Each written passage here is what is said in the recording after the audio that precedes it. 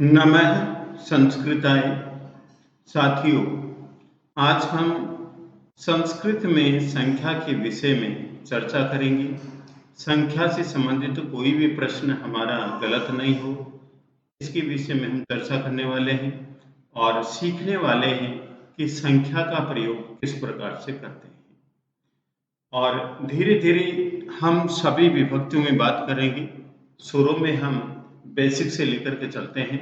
और भी संख्या से संबंधित वीडियो बनाई हैं, उनको भी आप देख सकते हैं। तो जो संख्या होती है वो होती है विशेषण।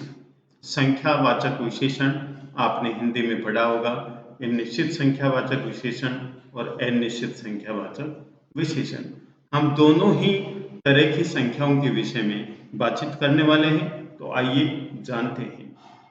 संख्यावाचक शब्द विशेषण कहलाते हैं। जो भी संख्यावाचक शब्द होंगे वो सभी विशेषण कहलाते हैं, जिनका प्रयोग संख्या के अनुसार किया जाता है। जिनका प्रयोग किसके अनुसार किया जाता है? संख्या के अनुसार किया जाता है। कैसे किया जाता है ये हम एग्जाम्पल के माध्यम से जानेंगे। अब हम बात करते हैं कि जो हमारे वाक्य हैं, उदाहरण के लिए उन वाक्यों में इस अस धातु का प्रयोग किया गया है। अस धातु प्रथम पुरुष आपको देखनी है ध्यान से। आप पूरा वीडियो देखेंगे, ध्यान से देखेंगे, विश्वास करेंगे तो निश्चित रूप से आपको समझ में आने वाला है। प्रथम पुरुष एकवचन की क्रिया होती है अस्ति।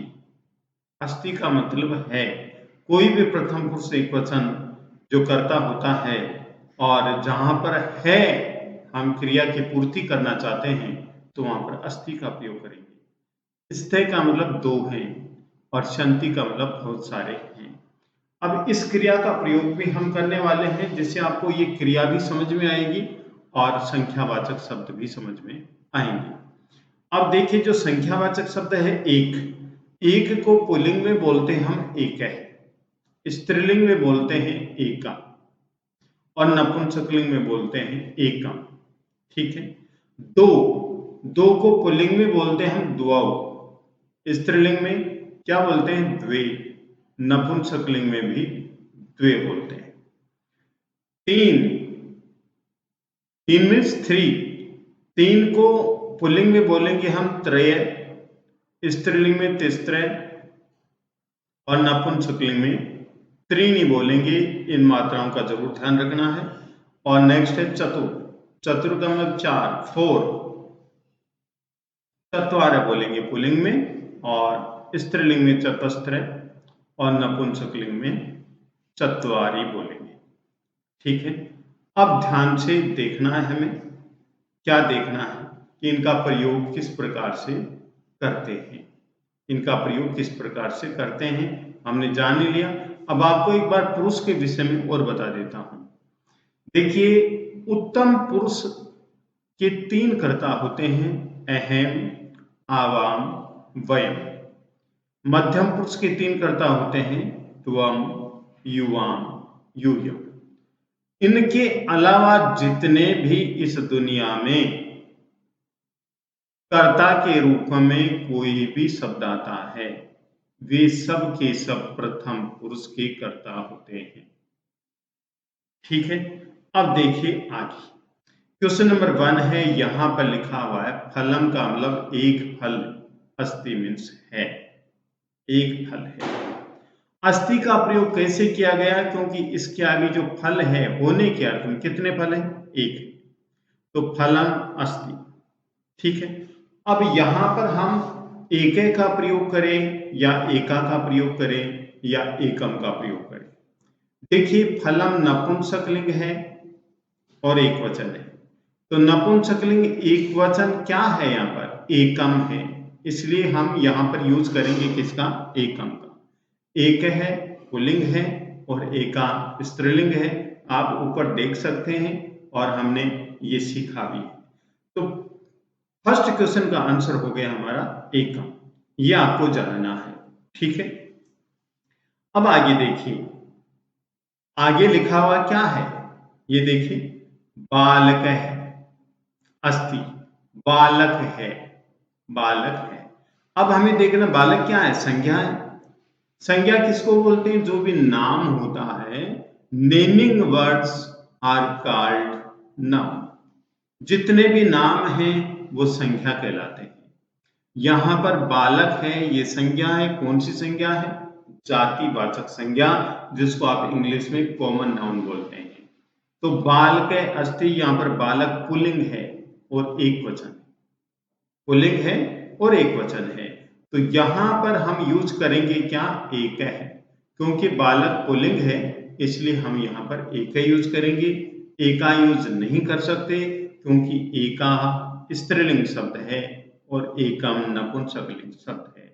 इसलिए क्वेश्चन नंबर 2 का आंसर हो गया एक है, बालक है अस्ति, एक बालक है। क्वेश्चन नंबर 3 देखिए, बालिका अस्ति, लड़की है। ध्यान से देखेंगे, लड़की है। तो यहां पर हम क्या यूज करेंगे? बालिका है, एक वचन है और स्त्रीलिंग है, तो यहां पर जो एक है ये पुल्लिंग है और यहां पर एका स्त्रीलिंग है और एक वचन है।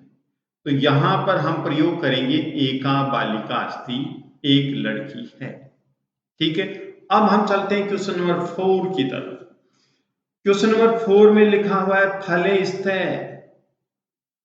फले स्थे, फल शब्द की पहली लाइन हम पढ़ेंगे फलम एक वचन, फले द्विवचन और फलानी बहुवचन।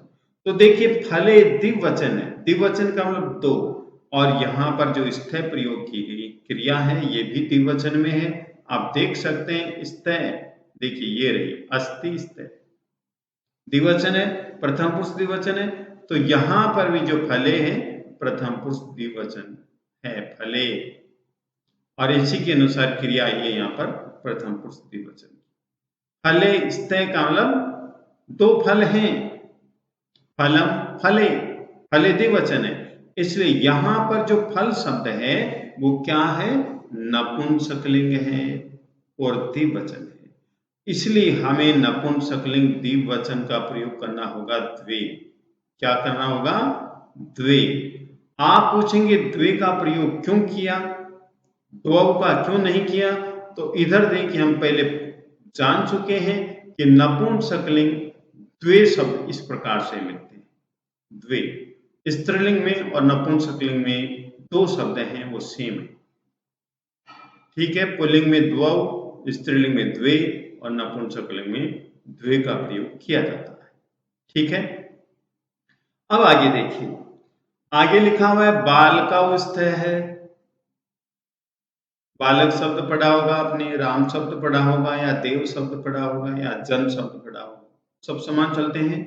बालक है एक वचन, बालकौ द्विवचन और बालका बहुवचन। तो यहां पर बालकौ मीन्स दो बालक और बालकौ पुल्लिंग शब्द है, इसलिए हमें यहां पर पुल्लिंग द्विवचन का प्रयोग करना है, द्वौ ये शब्द प्रयोग करना है। कैसे पता चलेगा? आपको पहले बता चुके, देखिए कि पुल्लिंग शब्द देखिए यहां पर द्वौ, ठीक है, इसलिए बालकौ से पहले हम द्वौ का प्रयोग करेंगे यहां पर द्वौ।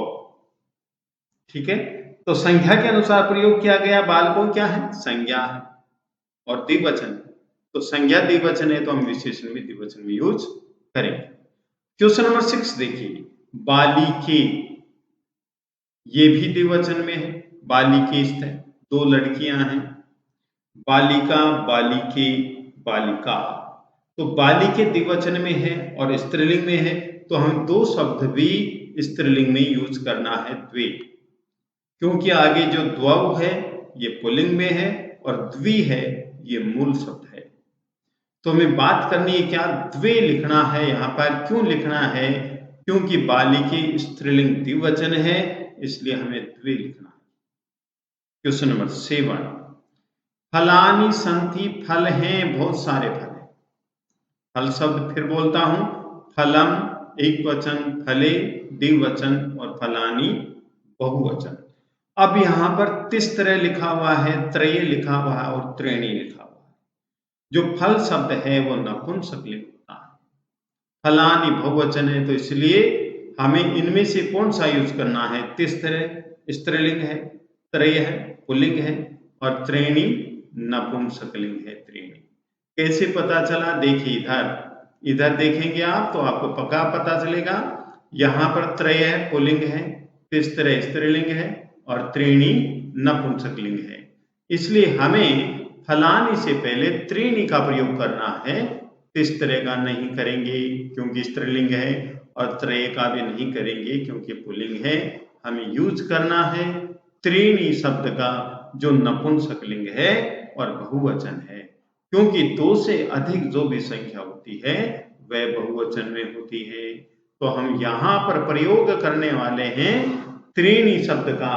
त्रीणी फलानि सन्ति, 3 फल हैं।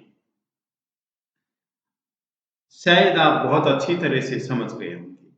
क्वेश्चन नंबर 8 देखिए, बालकाः सन्ति। बालकाः ये बहुवचन है, बालक है, बालकौ, बालकाः बहुवचन है और बालक शब्द पुल्लिंग है। इसलिए हमें यहां पर भी पुल्लिंग शब्द ही लिखना है, संख्यावाचक भी। तिस्त्र स्त्रीलिंग है, त्रय पुल्लिंग है और त्रीणी नपुंसकलिंग है। इसलिए हमें पुल्लिंग शब्द लिखना है क्या? त्रय है। तो आंसर क्या हो जाएगा? त्रय बालका सन्ति, 3 बालक हैं या 3 लड़के हैं, ये आंसर हो जाएगा हमारा। आगे देखिए क्वेश्चन नंबर 9, बालिकाः सन्ति। बालिकाः बहुवचन है, बालिका, बालिके, बालिकाः बहुवचन है और स्त्रीलिंग है। और देखिए बहुवचन स्त्रीलिंग है बालिकाः तो, और प्रथम पुरुष है तो सन्ति भी प्रथम पुरुष बहुवचन। कैसे?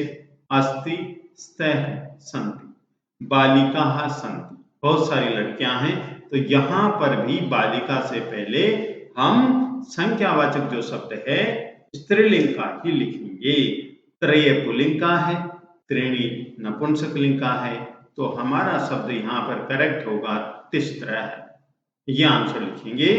तिस्त्र बालिका सन्ति, 3 लड़कियां हैं। क्वेश्चन नंबर 10 देखिए, बहुत ही अच्छा है। फलानि सन्ति, बहुत सारे फल हैं। फलम एकवचन, फले द्विवचन और फलानि बहुवचन। तो यहां पर जो फलानि शब्द है वो नपुंसकलिंग बहुवचन है, तो हमें संख्या भी नपुंसकलिंग बहुवचन में लिखनी है। यहां पर पहला शब्द है ब्रैकेट में चतस्त्र, ये स्त्रीलिंग में है, चत्वारः पुल्लिंग में है और चत्वारि नपुंसकलिंग में है। तो हमें चत्वारि शब्द यूज करना है। चत्वारि फलानि सन्ति, 4 फल हैं। किसके अनुसार प्रयोग किया हमने? फलानी के अनुसार प्रयोग किया, क्योंकि फलानी संख्या शब्द है। फलानी क्या है? संख्या शब्द है। ये प्रारंभ में हम जान चुके हैं, देख लीजिए क्या जान चुके हैं। ये देखिए, ये जान चुके हैं कि संख्यावाचक शब्द विशेषण कहलाते हैं जिनका प्रयोग संख्या के अनुसार किया जाता है। संज्ञा फलानी है, बहुवचन है और नपुंसकलिंग है। इसलिए जो 4 शब्द हैं ये पुल्लिंग है, चत्वारः, चतस्त्र स्त्रीलिंग है और चत्वारि नपुंसकलिंग है। तो यहां पर हम प्रयोग करेंगे चत्वारि फलानि सन्ति, 4 फल हैं। ठीक है। क्वेश्चन नंबर 11 देखेंगे। 11 में लिखा हुआ है बालकाः सन्ति। बालकाः प्रथम पुरुष बहुवचन है, बालक है, बालकौ, बालकाः, और सन्ति भी प्रथम पुरुष बहुवचन की क्रिया है। तो बालकाः सन्ति, बहुत सारे बालक हैं। वैसे तो बालका से ही स्पष्ट हो रहा है कि ये बहुवचन है। जब संख्या ब्रैकेट में देकर के हमें पूछा जाता है कि यहाँ पर कौन सा शब्द आएगा, तो हम बालक शब्द के अनुसार ही यहाँ पर संख्या लिखेंगे। यहाँ पर जो बालका है ये प्रथम पुरुष है, बहुवचन है और पुल्लिंग है, इसलिए हमें बहुवचन ही लिखना है। क्या लिखना है? चत्वारः। चत्वारः बालका सन्ति, 4 बालक हैं। क्वेश्चन नंबर 12 देखिए, बालिकाः सन्ति। क्वेश्चन नंबर 12 में क्या है? बालिका सन्ति। बालिकाः प्रथम पुरुष बहुवचन है, बालिका, बालिके, बालिका, और सन्ति भी प्रथम पुरुष बहुवचन। और बालिका क्या है? स्त्रीलिंग है, इसलिए हम संख्यावाचक शब्द भी स्त्रीलिंग लिखेंगे। यहाँ पर क्या लिखेंगे? चतस्त्र। क्योंकि चत्वारः नहीं लिख सकते, चत्वारः पुल्लिंग है और बालिका स्त्रीलिंग है। चत्वारि नहीं लिख सकते, चत्वारि नपुंसकलिंग है, बालिका स्त्रीलिंग है। इसलिए यहां पर शब्द आएगा चतस्त्रय बालिका सन्ति, 4 लड़कियां हैं। क्वेश्चन नंबर 13 देखिए, जनाः सन्ति, बहुत सारे लोग हैं। जनाः ये भी पुल्लिंग शब्द होता है, बहुवचन है, इसलिए यहां पर भी हम यूज करेंगे चत्वारः।